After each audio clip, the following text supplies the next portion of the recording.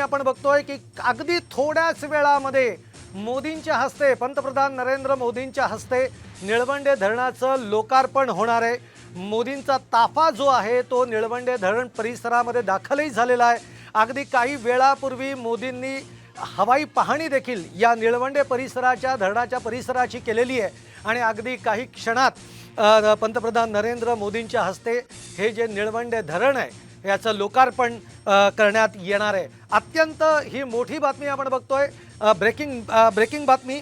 गेले आपण बघतोय की मागचे काही महिन्यांमध्ये पंतप्रधान नरेंद्र मोदींचा महाराष्ट्र दौरा जो आहे तो वाढल्याचं आपल्याला बघायला मिळतोय आणि आता काही क्षणामध्ये पंतप्रधान नरेंद्र मोदींच्या हस्ते निळवंडे धरणाचं लोकार्पण होणार आहे।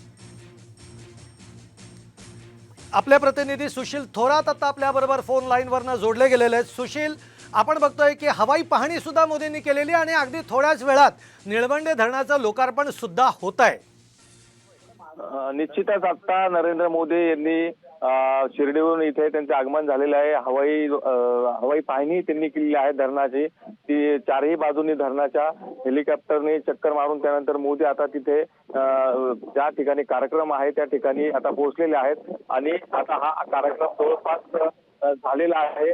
जलपूजनही झालेलं आहे मोदींच्या हस्ते आणि त्यानंतर लोकार्पणाचा सोहळाही आता झालेला आहे आणि गेल्या जवळजवळ 46 ते 50 वर्षापासूनची जी प्रतीक्षा या शेतकऱ्यांना होती ती प्रतीक्षा आता संपलेली आहे। मोदींच्या हस्ते या ठिकाणी आता पाणीही सोडण्यात येणार आहे अशी माहिती मिळते। त्यामुळे जे पाणी आता इथलच्या जवळजवळ 108 गावातील शेतकऱ्यांना या धरणाच्या पाण्याचा लाभ होणार आहे आणि जो अनेक वर्षांचा जो संघर्ष होता, पाण्यासाठी जो संघर्ष होता शेतकऱ्यांचा, तो संघर्ष आता कुठेतरी संपताना दिसतोय। मात्र दुसरीकडे काही शेतकऱ्यांनी खंतही व्यक्त केलेली आहे, कारण काही शेतकऱ्यांना त्या ठिकाणी बोलवण्यात आलेले नाही, कारण गेल्या काही दिवसांपासून डावा कालवा आणि उजवा कालवा या ठिकाणून जे पाण्याचे टेस्टिंग करण्यात आले होते त्या ठिकाणी काही कालव्यांमध्ये त्रुटी आढळून आल्या होत्या। कालवे अनेक ठिकाणी गळालेले दिसले होते, त्यामुळे शेतकऱ्यांनी नाराजी व्यक्त केली। शेवटपर्यंत पाणी जाणार नाही अशी तक्रार शेतकऱ्यांची होती, त्यामुळे हे कालवे दुरुस्त करावे अशी मागणी काही दिवसांपूर्वी शेतकऱ्यांनी या धरणावरून केली होती। त्यामुळे तिथे काही काळ वादही निर्माण झाला होता। त्यामुळे अनेक शेतकऱ्यांना ज्या मुख्य कार्यक्रम आहे त्या ठिकाणी येण्यास मज्जाव केलेला आहे पोलिसांनी, त्यामुळे ही नाराजी कुठेतरी शेतकऱ्यांमध्ये आहे। निश्चित सुशील, बघतोय की काही शेतकऱ्यांची नाराजी आहे, पण आपण बघितलं प्रामुख्याने काही शेतकऱ्यांमध्ये निश्चितच आनंद आहे। अनेक वर्षांचा संघर्ष ते सुशील करतायत।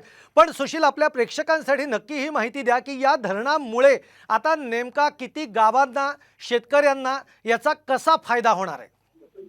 जवळपास 68,878 हेक्टर हे जे आहे हे ओलिताखाली जाणार आहे आणि जवळपास या ज्या गावं आहेत या धरणाच्या परिसरामध्ये 108 गावं आहेत। या 108 गावांना या पाण्याचा लाभ मिळणार आहे। मात्र विशेष असा आहे की अकोले तालुक्याला एक थेंबरही पाणी मिळणार नाही अशी टीका सकाळी अजित नवले यांनी केली आहे।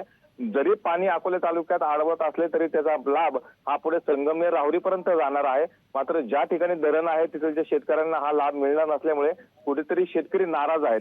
मात्र जवळपास 20,395 जे क्षेत्र आहे ते या उजव्या कालवा जो आता सध्या चालू करणार आहे त्या उजव्या कालव्यावर या ओलिताखाली येणार आहे।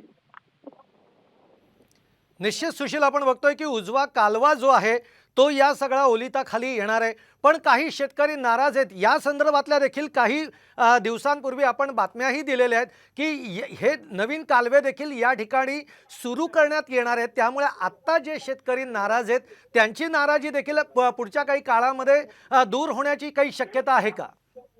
निश्चितच यासाठी आता युद्ध पातळीवर जे कालव्यांचं जे काम अपूर्ण राहिलेले आहे ते काम पूर्ण करण्याचं आश्वासनही राधाकृष्ण विखे पाटील यांनी 15 दिवसापूर्वी जेव्हा ते या ठिकाणी निळवंडे धरणावर पाहणी करण्यासाठी आले होते त्यावेळी तिथे शेतकरी आणि राधाकृष्ण विखे पाटील यांच्यामध्ये चर्चा झाली आणि लोकार्पण सोहळा झाल्यानंतर युद्ध पातळीवर ज्या कालव्यामध्ये त्रुटी आढळून आल्या आहेत त्या कालव्यांचं काम तातडीने पूर्ण केले जाईल।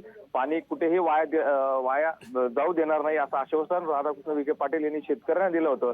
त्यामुळे शेतकऱ्यांनी आज कुठेही विरोध न करता नरेंद्र मोदी आपल्या देशाचे पंतप्रधान आहेत आणि आपल्या गावाचे पाहुणे आहेत म्हणून त्यांनी कुठेही विरोध करणार नाही असं त्यांनी आश्वासन दिलं होतं. त्यामुळे आज कुठेही विरोध होणार नाही. मात्र भविष्य काळात जर या पाण्याचं नियोजन केलं गेलं नाही अथवा या कालव्यांची दुरुस्ती केली गेली नाही तर निश्चित पुन्हा एकदा शेतकरी आणि सरकारमध्ये संघर्ष आपल्याला पाहायला मिळतोय. निश्चित सुशील की म्हणजे अतिशय ही सकारात्मक बाब आहे की काही लोकांनी जरी नाराजी असली तरी विरोध करायचा नाही अशा पद्धतीचं एक धोरण या इथल्या शेतकऱ्यांनी घेतलेलं आहे. सुशील, पुन्हा आपले जे प्रेक्षक आहेत या प्रेक्षकांसाठी, कारण आज मोदींच्या हस्ते या निळवंडे धरणाचं लोकार्पण होत आहे. गेल्या कित्येक वर्षांचा हा संघर्ष आहे. नेमका हा संघर्ष इथला किती वर्षांचा या लोकांचा राहिलेला आहे आणि आज हा प्रकल्प पूर्ण होत असताना नेमका या गोष्टीचा फायदा नेमका काय होणार आहे हेही पुन्हा आपल्या एकदा प्रेक्षकांना तू सांगू शकतोस? 1970 सालापासून या निळवंडे धरणाच्या कामासाठी प्रयत्न सुरू केले गेले. 1977 साली सुरुवात या कामाला झालेली होती. जवळपास 23 मार्च 1977 साली या धरणाला कामाला सुरुवात झाली आणि त्यानंतर आज 2023 मध्ये या धरणाचे काम पूर्ण होते आणि धरणातनं पाणी सोडलं जात आहे. जवळपास 50 वर्षांचा कालावधी जो आहे तो 50 वर्षांचा कालावधी आहे तो या धरणासाठी लागलाय आणि सर्वात जास्त कालावधी जर आपण म्हणलो इतिहासामध्ये तर या निळवंडे धरणाला लागलेला आहे. कारण या निळवंडे धरणाच्या बांधणीमध्ये मोठा संघर्ष उभा झाला होता. यामध्ये अनेक राजकारणी असेल, मधुकरराव पिचड या अकोले तालुक्याचे आमदार होते, त्यांचा मोठा महत्वाचा वाटा या निळवंडे धरणामध्ये उभा करण्यात आहे. त्यानंतर बाळासाहेब थोरात असतील, त्यांचे वडील भाऊसाहेब थोरात असतील, त्यानंतर राधाकृष्ण विखे पाटील असतील, या सर्वांचा मोठा वाटा या धरण उभा करण्यात आहे. आणि जरी आज या अकोले तालुक्यातील शेतकऱ्यांना पाणी मिळणार नसले तरी भविष्य काळात या शेतकऱ्यांना याचा ओलित्याचा लाभ भेटणार आहे. त्यामुळे शेतकऱ्यांनी हे जरी धरण बांधून दिले असले तरी पुढचा जो शेतकरी आहे म्हणजे संगमनेर असेल, राहुरी असेल, श्रीरामपूर असेल, कोपरगाव असेल या भागामधल्या शेतकऱ्यांना याचा मोठ्या प्रमाणात लाभ होणार आहे. जवळपास